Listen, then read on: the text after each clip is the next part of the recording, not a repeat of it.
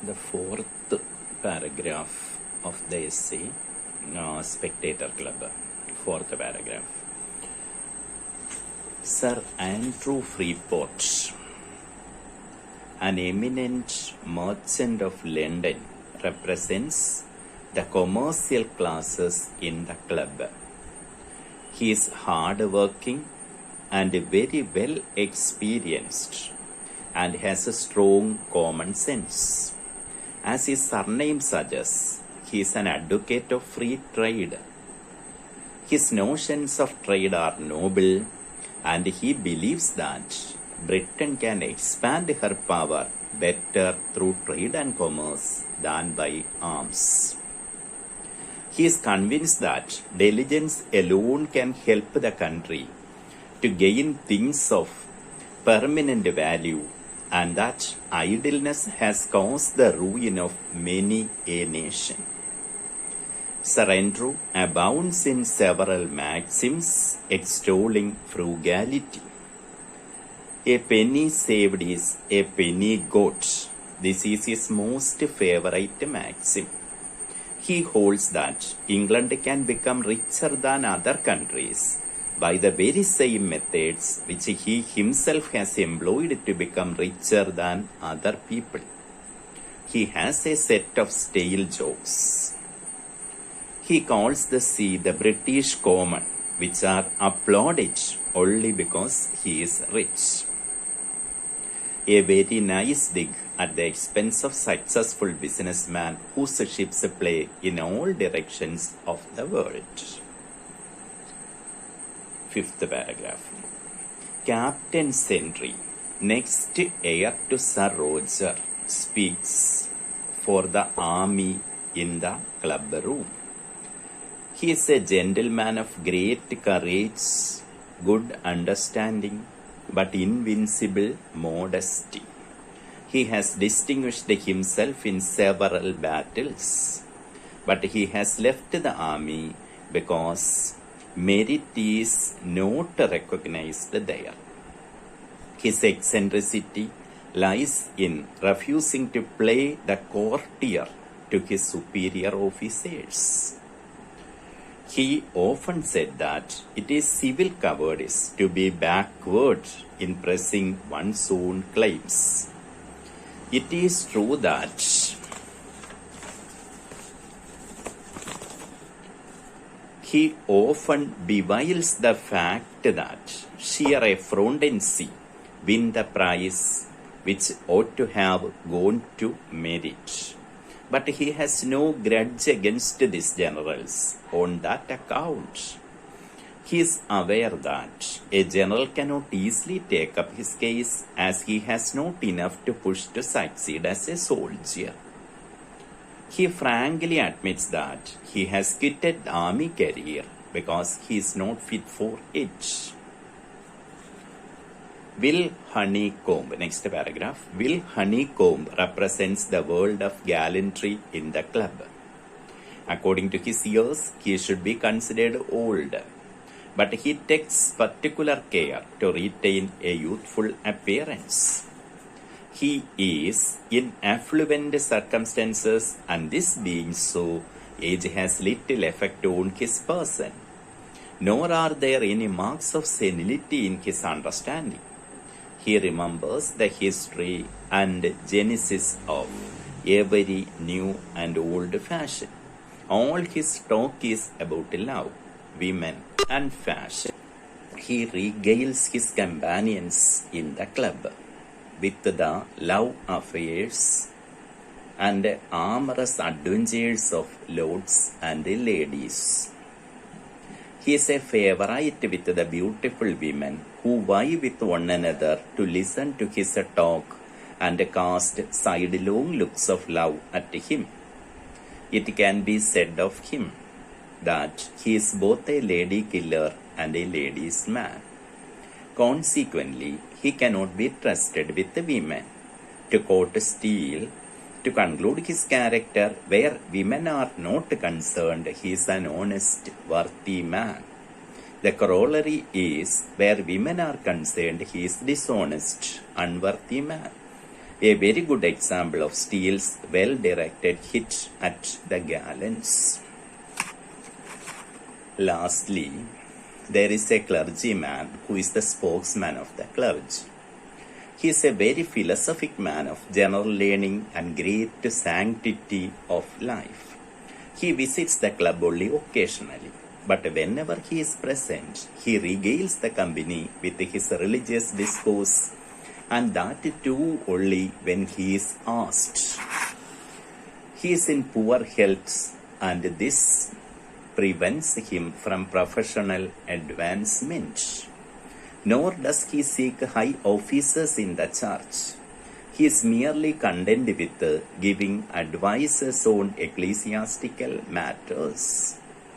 He is therefore among divines what a chamber councillor is among lawyers. His uprightness of character and moral integrity creates him followers. But his eccentricity is his unworldliness. The divine has no interest in this world, so much so that he looks upon death as a welcome relief from the infirmities of his age. The 6 characters together build up a pretty authentic picture of the society of the age of Queen Anne.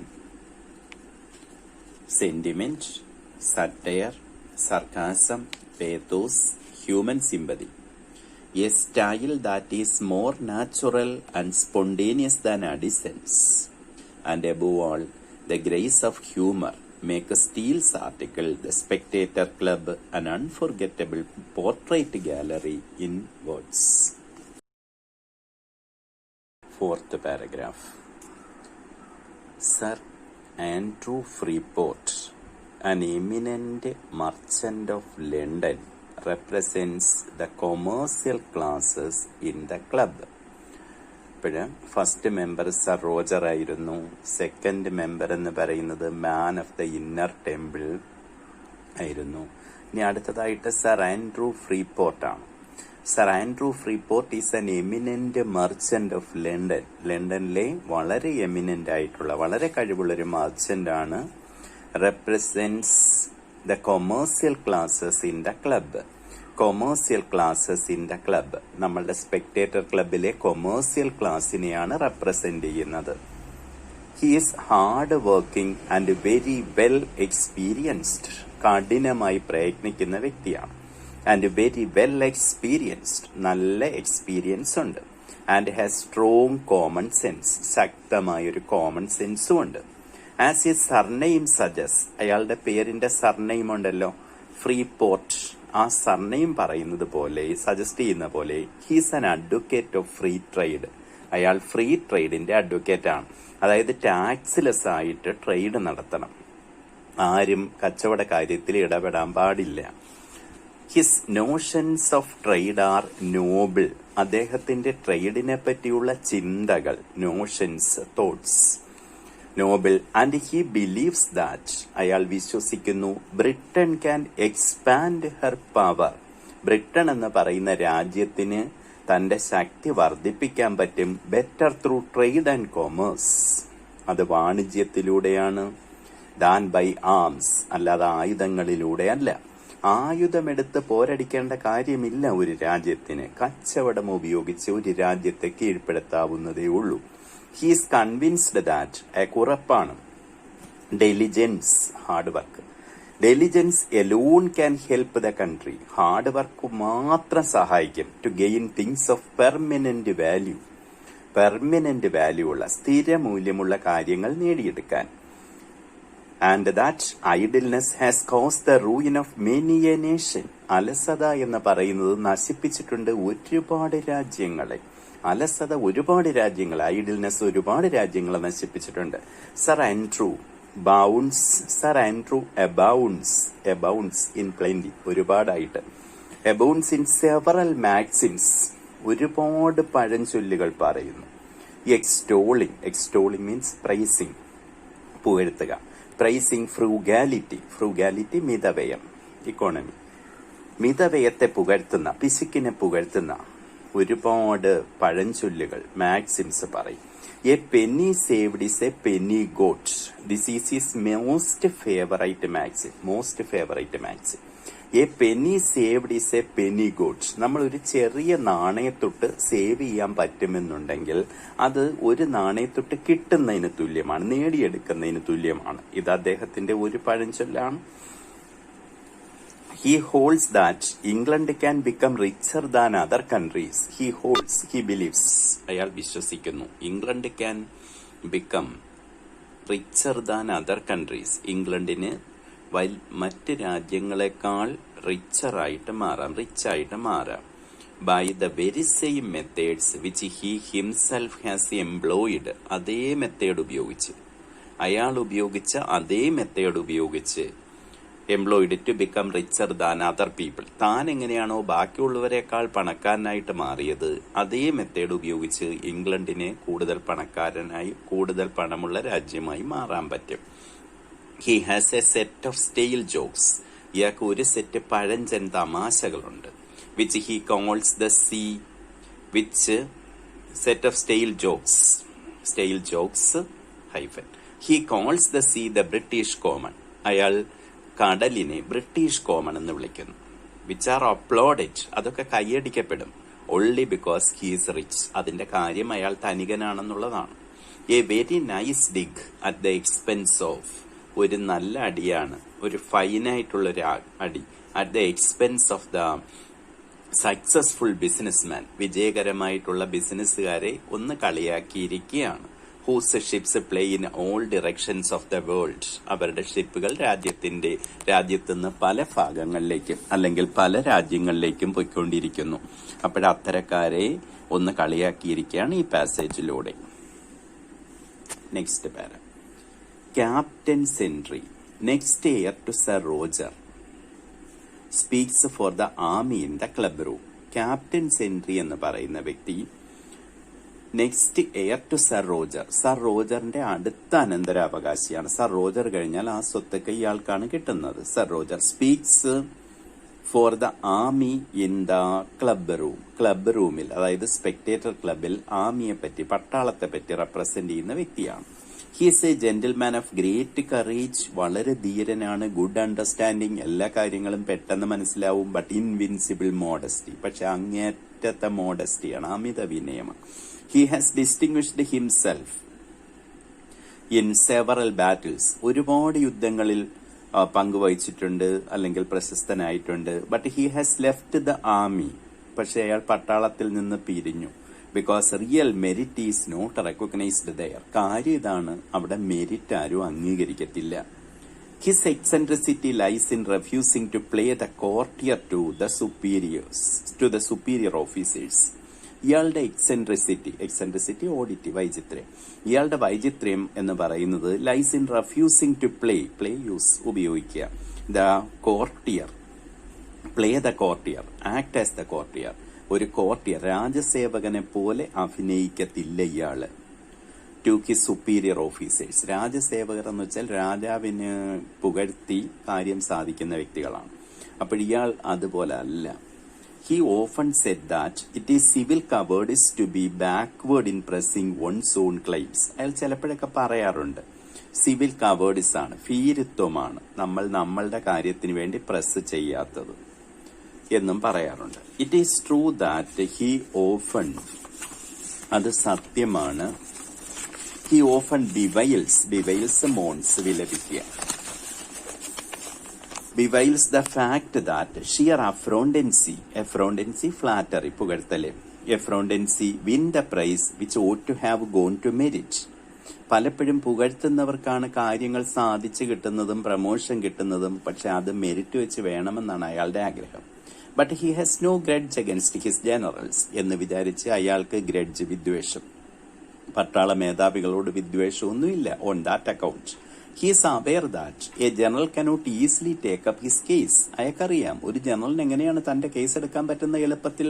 as he has not enough to push to succeed as a soldier.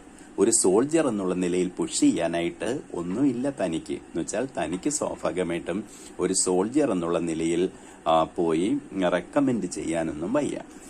He frankly admits that he has quitted the army career. അയാൾ തുറന്ന് പറയുന്നു, തുറന്ന് അംഗീകരിക്കുകയാണ്. He has quitted the army career. Left ഉപേക്ഷിച്ചു army career because he is not fit for it. താൻ അതിന് യോജിച്ചതല്ല. ഇതാണ് അയാൾക്ക് പറയാനുള്ളത്. Now next para. Will Honeycomb. അടുത്ത പാരഗ്രാഫ് എന്ന് പറയുന്നത് Will Honeycomb. Will Honeycomb represents the world of gallantry in the club. Will Honeycomb എന്ന് പറയുന്നത് ഗാലൻട്രി ഇൻ ദ ക്ലബ്, ക്ലബിലെ ഗാലൻട്രിയെ റെപ്രസെന്റ് ചെയ്യുന്ന വ്യക്തിയാണ്. അക്കോർഡിംഗ് ടു ഹിസ് ഇയേഴ്സ്, അയാളുടെ വയസ്സ് വെച്ച് നോക്കുകയാണെങ്കിൽ he should be considered old, വയസ്സായി. But he takes particular care to retain a youthful appearance. പക്ഷെ അയാൾ പ്രത്യേകം ശ്രദ്ധിക്കുന്നു ഒരു യൂത്ത്ഫുൾ അപ്പിയറൻസ് കീപ്പ് ചെയ്യാൻ, ചെറുപ്പമായി തോന്നാൻ.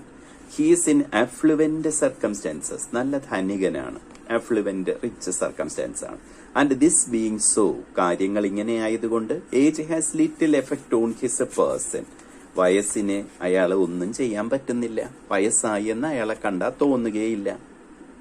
Nor are there any marks of senility in his understanding. അയാളുടെ കാര്യങ്ങൾ മനസ്സിലാക്കുന്ന കാര്യത്തിലും സെനിലിറ്റി, ഓൾഡ് ഏജിന്റെ ലക്ഷണമൊന്നുമില്ല.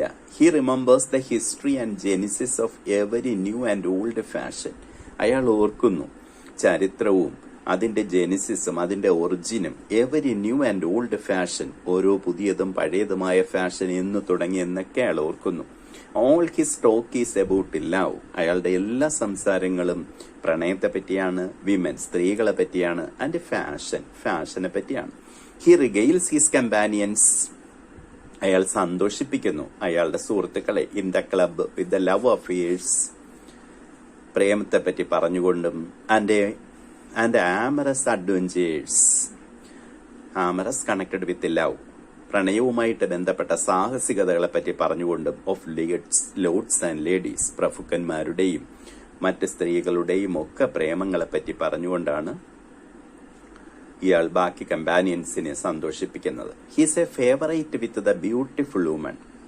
സുന്ദരികളായ സ്ത്രീകളുടെ ഫേവറേറ്റ് ആണ്. Who vie with one another, vie മത്സരിക്കുക, vie with one another to listen to his talk. ഇയാളുടെ സംസാരം കേൾക്കാനായിട്ട് വളരെ സുന്ദരികളായ സ്ത്രീകൾ പോലും മത്സരിക്കാറുണ്ട്.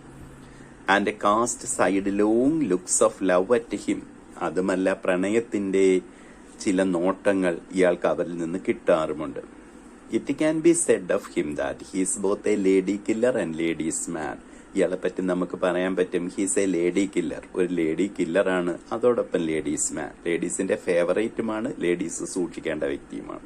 കോൺസിക്വന്റ്ലി, അതിന്റെ ഫലമായിട്ട് he cannot be trusted with women. സ്ത്രീകളുടെ കാര്യത്തിൽ ഇയാളെ വിശ്വസിക്കാൻ കൊള്ളത്തില്ല. ടു കോട്ട് സ്റ്റീൽ എന്ന ഓതറിനെ ഉദ്ധരിക്കുകയാണെങ്കിൽ, ടു കൺക്ലൂഡ് ഹിസ് ക്യാരക്ടർ, ഈ കഥാപാത്രത്തെ നമുക്ക് ഉപസംഹരിക്കാം.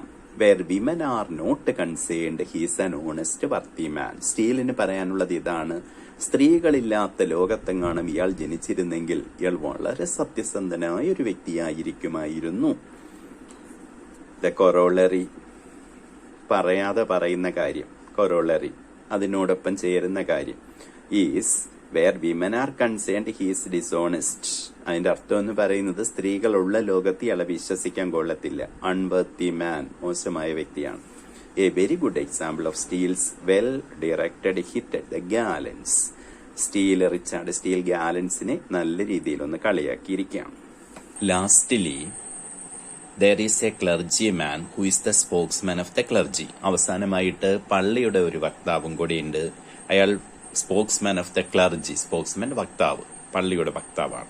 He's a very philosophic man, വളരെ തത്വചിന്ത ഉള്ള വ്യക്തിയാണ്. ഓഫ് ജനറൽ ലേണിംഗ്, ഒരുപാട് പാണ്ഡിത്യം, and great sanctity of life, ജീവിതത്തിൽ ഒരുപാട് പാവനത്വം സൂക്ഷിക്കുന്ന വ്യക്തി, സാങ്ക്ടിറ്റി പവിത്രത കാത്തു സൂക്ഷിക്കുന്ന വ്യക്തി. He visits the club only occasionally, അയാൾ വല്ലപ്പോഴും മാത്രമേ ക്ലബ്ബ് സന്ദർശിക്കാറുള്ളൂ. But whenever he is present, പക്ഷെ എപ്പോഴൊക്കെ അയാൾ അവിടെ ഉണ്ടോ, whenever he is present he regales the company, അയാൾ ബാക്കിയുള്ളവരെ സന്തോഷിപ്പിക്കും. വിത്ത് ഹിസ് റിലീജിയസ് ഡിസ്കോഴ്സസ്, മതപരമായ ചർച്ചകൾ കൊണ്ടും discourses, and that too only when he is asked of. പക്ഷെ ചോദിച്ചാൽ മാത്രമേ, അതിനെപ്പറ്റി അയാൾ പറഞ്ഞാൽ മാത്രമേ അയാൾ പറയുള്ളൂ. He is in poor health, അനാരോഗ്യമാണ്. And this prevents him from professional advancement. അത് കാരണം ജോലിയിൽ ഒരുപാട് മുന്നോട്ട് പോകാനൊന്നും അയാൾക്ക് പറ്റുന്നില്ല. Nor does he seek high officers in the church. അയാൾക്ക് പള്ളിയിൽ നല്ല ഓഫീസ് വേണമെന്ന് നിർബന്ധവുമില്ല. He is merely content with giving advices on ecclesiastical matters. പള്ളിയുമായിട്ട് ബന്ധപ്പെടുന്ന കാര്യങ്ങളിൽ ഉപദേശങ്ങളൊക്കെ കൊടുക്കും അയാൾ, അത്രയേ ഉള്ളൂ. Matters. He is there for among divines.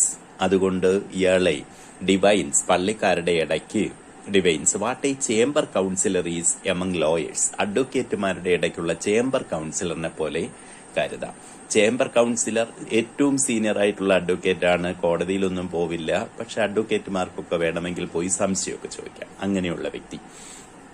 അതുപോലെ നമുക്ക് ഇയാളെ കൺസിഡർ ചെയ്യാം ലോയേഴ്സിന്റെ ഇടയ്ക്ക്. ഹിസ് അപ്രൈറ്റ്നെസ് ഓഫ് ക്യാരക്ടർ, അയാളുടെ ആ നല്ല സ്വഭാവം, അപ്രൈറ്റ് ക്യാരക്ടറാണ്. Uprightness of character and moral integrity, ധാർമ്മികത, ക്രിയേറ്റ് ഹിം ഫോളോവേഴ്സ്. അത് കാരണം ഇയാൾക്ക് ഒരുപാട് അനുയായികളുണ്ട്. But his eccentricity is his unworldliness. ഇയാളുടെ വൈചിത്ര്യം എന്താണെന്ന് ചോദിച്ചാൽ അൺവേൾഡിനെസ്, അടുത്ത ലോകത്തെ പറ്റിയുള്ള ചിന്തയാണ്. The divine has no interest in this world. ഇയാൾക്ക് ഈ ലോകത്തെ പറ്റി ഒരു ചിന്തയില്ല. So much so that he looks upon death as a welcome relief. മരണത്തെ ഇയാൾ നല്ലൊരു ആശ്വാസമായിട്ട് കാണുന്നു. From the infirmities of his age, തന്റെ ഇൻഫർമിറ്റീസ്, ദൗർബല്യം. അപ്പോഴ് തന്റെ വയസ്സുണ്ടാക്കി വെച്ചിരിക്കുന്ന ദൗർബല്യത്തിൽ നിന്ന് മോചനം കിട്ടാൻ ഉള്ള ആഗ്രഹമാണ് ഇയാൾക്ക്. നെക്സ്റ്റ് പാര.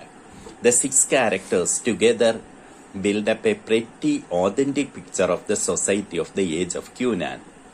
നെക്സ്റ്റ് പാരഗ്രാഫ് ആയിട്ട് ഇങ്ങനെ എഴുതുക. The 6 characters together build up. ഈ 6 കഥാപാത്രങ്ങളുണ്ടല്ലോ ഒരുമിച്ച് എ പ്രെറ്റി ഓതന്റിക് പിക്ചർ, നല്ലൊരു ചിത്രമാണ് നമുക്ക് തരുന്നത് of the society of the age of Queen Anne. ക്യൂനാനിന്റെ കാലഘട്ടത്തിലെ നല്ല ഒരു ചിത്രം തരുന്നു. സെന്റിമെന്റ്, സറ്റയർ, ആക്ഷേപഹാസ്യവും, സർക്കാസും, പുച്ഛഭാവവും, പേത്തോസ്, കരുണവും ദുഃഖവും, ഹ്യൂമൻ സിമ്പതി, അനുകമ്പയും. A style that is more natural and spontaneous than Addison.